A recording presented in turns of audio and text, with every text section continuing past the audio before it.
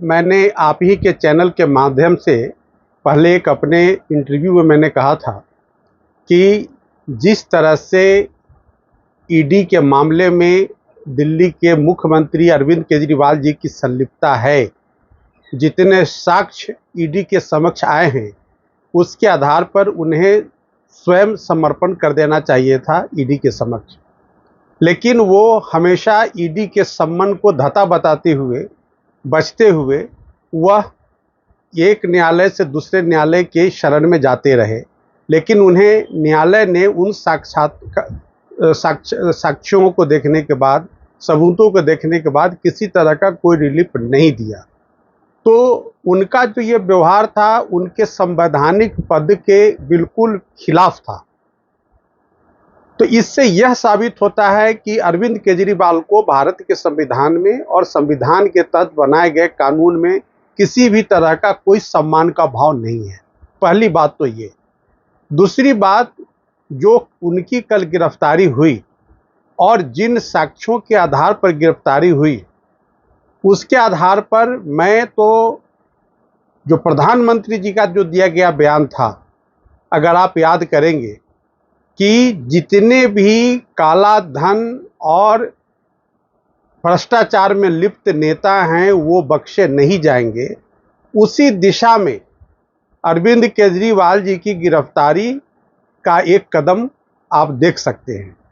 प्रधानमंत्री जी ने बहुत स्पष्ट संदेश दिया था राष्ट्र को कि कोई भी भ्रष्टाचारी कानून के शिकंजा से बच नहीं पाएगा और उनके खिलाफ सख्त कार्रवाई जो एजेंसियां हैं वो करेंगी, और उसी हिसाब से कानून अपना काम कर रही है। तो अब तो देखने की और समझने की ये बात है कि जिस तरह से राजनीति के धरातल पर अरविंद केजरीवाल जी का पदार्पण हुआ था, जिस ईमानदारी की वानगी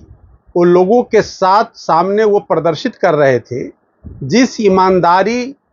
स्वच्छता और भ्रष्टाचार मुक्त समाज की कल्पना और राजनीति की कल्पना करके वो पदार्पित हुए थे।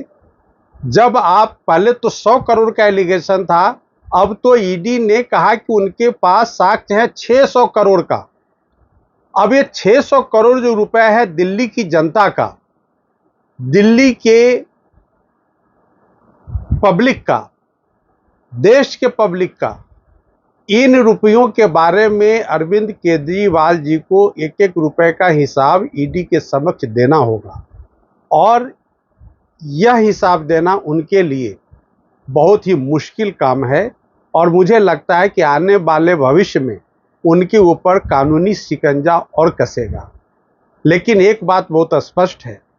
कि एक मुख्यमंत्री के रूप में, एक नेता के रूप में उन्होंने जनता को छला। जो दिल्ली की जनता अपने डिग्निटी के लिए जानी जाती थी, लेकिन आज जो खस्ता हाल सड़कों का है दिल्ली के अंदर, जो दिल्ली सरकार के जुरिस्डिक्शन में आता है,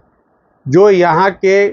निगम का हाल है, जो दिल्ली सरकार के जुरिस्डिक्शन में आता है, पैसे के अभाव में तरस रही है। लेकिन आम आदमी पार्टी और केजरीवाल जी पैसे से इतने परिपूर्ण थे कि आज 600 करोड़ का सबूत उनके खिलाफ देश के एजेंसी यानी ईडी के पास है। यह दर्शाता है कि उन्होंने समाज को गुमराह करने का, समाज को लूटने का और किस तरह से कानून को धता बताते हुए कानून का सम्मान नहीं करने का ये आचरण समाज के समक्ष पेश किया है। बिल्कुल, आप जब आम आदमी पार्टी के कॉन्स्टिट्यूशन का अध्ययन करेंगे तो एक ऐसी पार्टी है जिसके अंदर एक व्यक्ति के अलावा कोई दूसरा पद नहीं है। तो आप इससे अंदाजा लगा लीजिए कि ये सोल प्रोप्राइटरी कंसर्न है आदरणीय अरविंद केजरीवाल की। तो उनके सोल प्रोप्राइटरी कंसर्न में उनके अलावा इसका कोई और प्रोप्राइटर नहीं है इस पार्टी का। तो ये एक पॉलिटिकल पार्टी नहीं है, बल्कि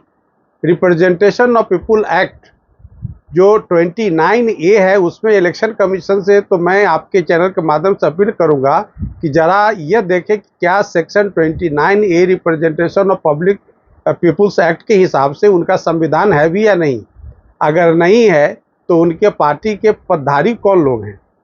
तो इसीलिए मैंने कहा कि ये पार्टी नहीं है, ये एक व्यक्ति की पार्टी है और वो एक ऐसा व्यक्ति है कि वो उनके जितने भी कार्यकर्ता हैं, ऑफिस बेरर्स है, जो आपने देखा कि कई अन्य जेल के अंदर वर्षों से पड़े हुए हैं और इनके नॉन कोऑपरेशन की वजह से उनको भी बेल नहीं मिल रहा था, जो बात मैंने आपको पहले अपने आपके चैनल के माध्यम से बताया था। तो ये बात बिल्कुल सही है कि ईडी ने एक बहुत ही बड़ी सफलता प्राप्त की है और मैं अपने देश के प्रधानमंत्री माननीय नरेंद्र भाई मोदी को हृदय से साधुवाद देता हूँ कि उनके वजह से आज भ्रष्टाचार जो राजनीति में व्याप्त है, जो पॉलिटिकल पार्टीज में इतने बड़े रकम निकल करके बाहर आ रहे हैं, तो इसके लिए केंद्र सरकार, माननीय प्रधानमंत्री जी धन्यवाद के पात्र हैं। जय हिंद।